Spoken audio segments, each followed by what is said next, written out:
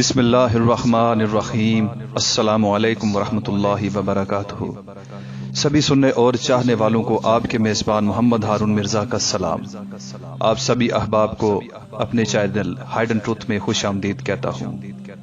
ہمارا آج کا موضوع عالم خواب ہی عالم برزخ ہے۔ مرنے کے بعد انسان عالم برزخ میں داخل ہو جاتا ہے اور سونے کے بعد عالم خواب میں۔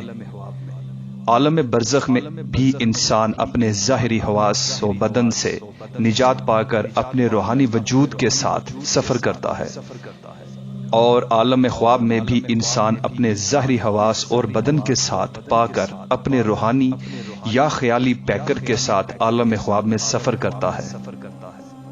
ان دونوں مسافرت میں صرف ایک فرق ہے کہ عالم برزخ میں داخلہ ہمیشہ کے لیے ہے اور وہاں سے مادی وجود میں واپسی نہیں ہوتی، اور عالم خواب میں مادی وجود میں واپسی ہو جاتی ہے۔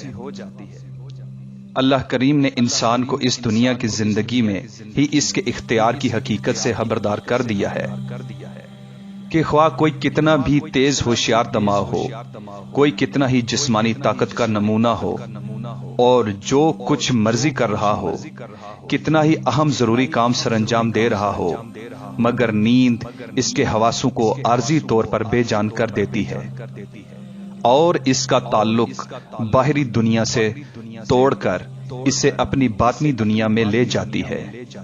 ٹھیک اسی طرح جب موت آتی ہے تو انسان کو مستقل طور پر اس کے حواسوں سے وجود سے بے جان کر کے عالم میں برزخ کی طرف لوٹا دیتی ہے۔ خیال سے آیا ہوا انسان پھر خیال میں لوٹ جاتا ہے۔ السلام علیکم ورحمۃ اللہ وبرکاتہ۔